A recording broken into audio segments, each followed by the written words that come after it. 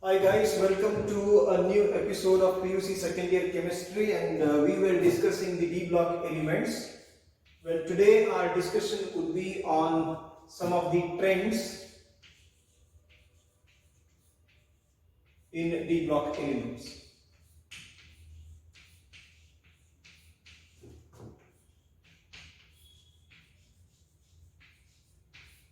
Now, what do you mean by these trends in D block elements, Santandaga? What happens when we move from element A to element Z in a D block element? That means when we move from left to right in a D series. To quote an example, when we move from scandium to copper or zinc in the 3D series, what is happening to the properties of various elements? Those properties or those variations can be referred as trends. And the first trend what we are going to study is the trends in melting point and enthalpy of atomization. Trends in melting point and enthalpy of atomization.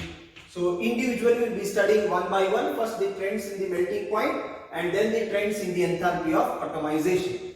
Now before I quote or before I go with the concept of the trends, we should be aware of the fact that the D10 systems, that is zinc in case of 3D series, cadmium in case of 4D series, mercury in case of 5D series, and coppernicum in case of 6D series are not considered as a D block elements because they have got completely filled D subshell in their atomic as well as in their ionic state. So when we are studying the trends, we just neglect the zinc, cadmium, mercury and coppernicum. ತಕೊಂಡ್ರೆ ತಪ್ಪೇನಿಲ್ಲ, but ಬಿಡೋದು ಚಲೋ. So when we are trying to study the trend or the variation of the properties, for your syllabus, for PUC second year, you are going to study the detailed analysis of 3D series only, not the other series. So in 3D series, we have to remember the 10 elements including zinc. The first one being scandium, atomic number 21, D1 system anta karibodu. Then we have got titanium, atomic number 22, D2 system. Then we have got vanadium, D3 system. We have got chromium, D5S1 system. Then we have got manganese, D5. We have got iron, D6. We have got cobalt, D7. We have got nickel, D8. We have got copper, D10S1. As I said, you need not consider zinc, but study ಮಾಡಿದ್ರೆ ಜೊತೆಯಲ್ಲಿ ತಪ್ಪೇನಿಲ್ಲ. You can take zinc also. Now what happens to the melting point as we move from atomic number 21 to atomic number 29 in case of copper? So trend ಈ ರೀತಿ ಇರ್ತದೆ. First I'll just show you the graph. First I'll show you the trend and then we'll try and quote a reason ಯಾಕೆ ಆ ರೀತಿ graph ಬಂತು ಅಂತ. So if I have got a graph of melting point on my y-axis and the elements on my x-axis. So scandium among the series has got comparatively a low what we call melting point. Then from scandium to titanium there is an increase in the melting point. From titanium to vanadium there is an increase in the melting point. From vanadium to chromium there is a steep increase in the melting point. Remember this term, steep increase, sudden increase in the melting point. Then when we come around to manganese, there is a steep fall in the melting point. From manganese to iron, there is a very slight increase in the melting point.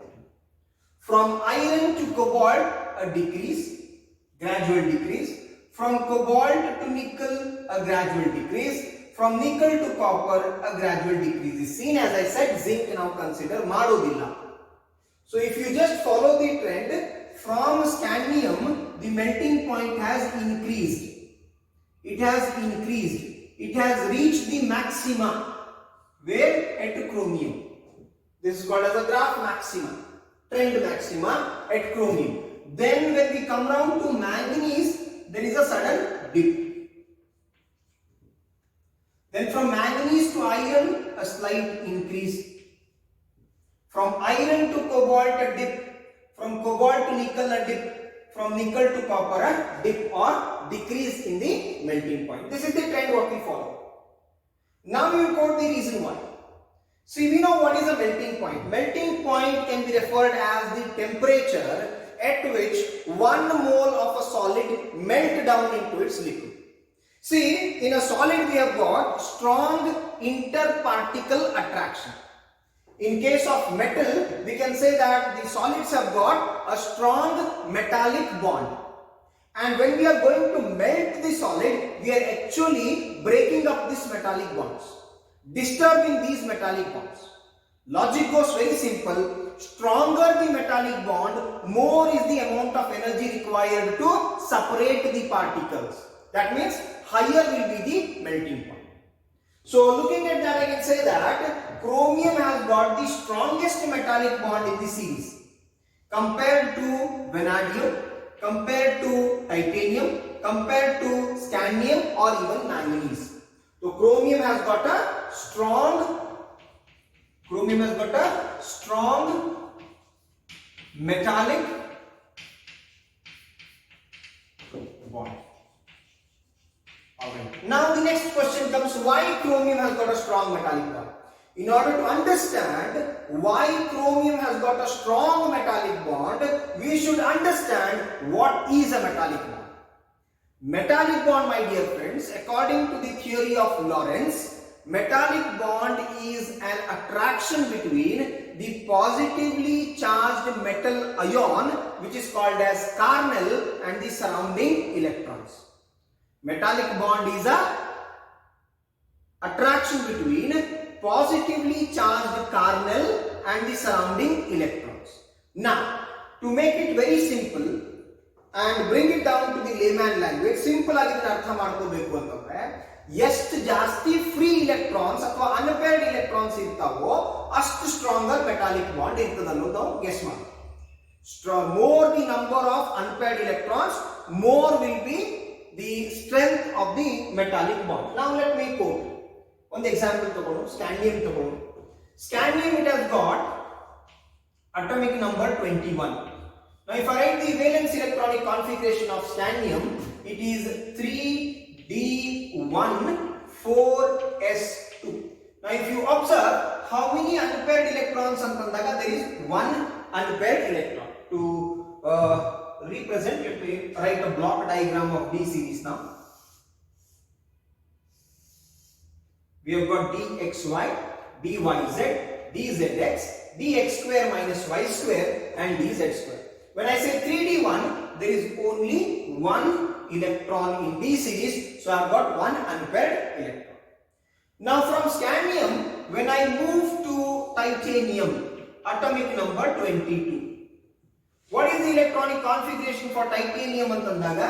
It is 3d2 4s2. Itu 2 andre parent. When I come to 3d2, how many electrons in D? 2 electrons. Definitely they are unpaired. We have to follow the Ohm's rule. When we are having orbitals of same energy, the electron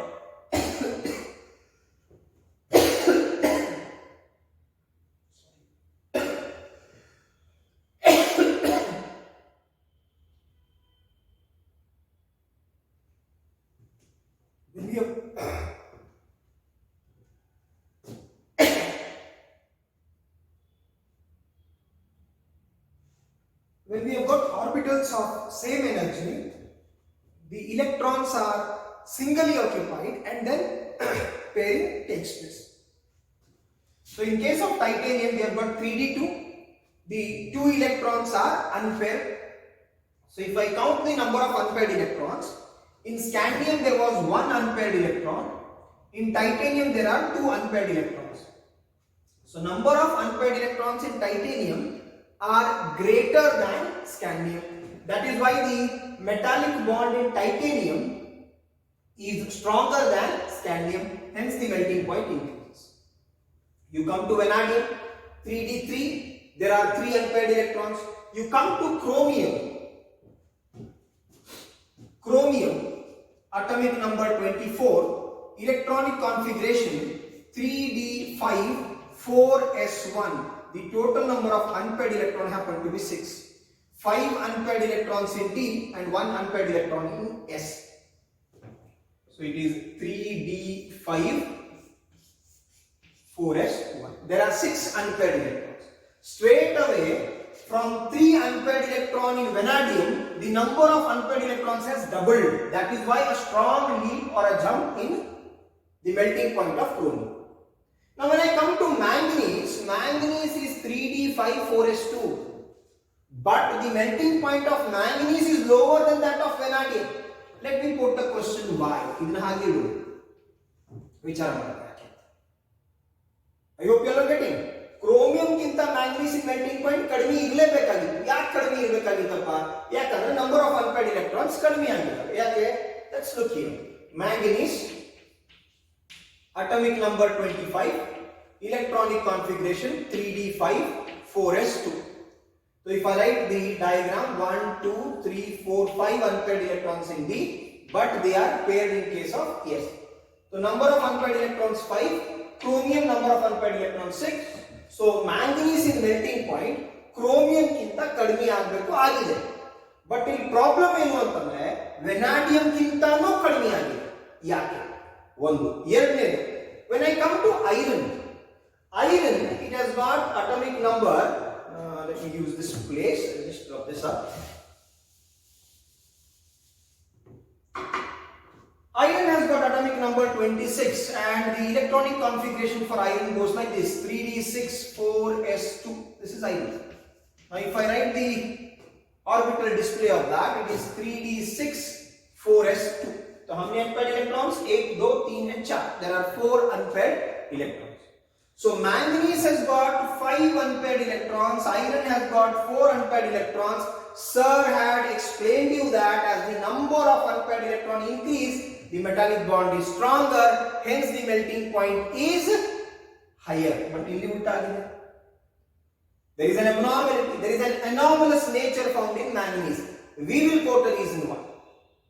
Now let me come to cobalt. After that I will quote a reason why manganese has got lower. Cobalt, atomic number 27, 3D7 for cobalt, it is 3D7 4s2, 3 unpaired electrons. So because there are 3 unpaired electrons, melting point decreases. Nickel 2 unpaired electrons, melting point decreases. Copper 1 unpaired electron, melting point decreases. But the problem comes with manganese. Though it has got 5 unpaired electrons, though the number of unpaired electrons are greater than that of iron and greater than that of vanadium, manganese has got a melting point lower than that of vanadium and lower than that of iron. ಯಾಕೆ ಅಂತಂದಾಗ manganese exhibit symmetric arrangement.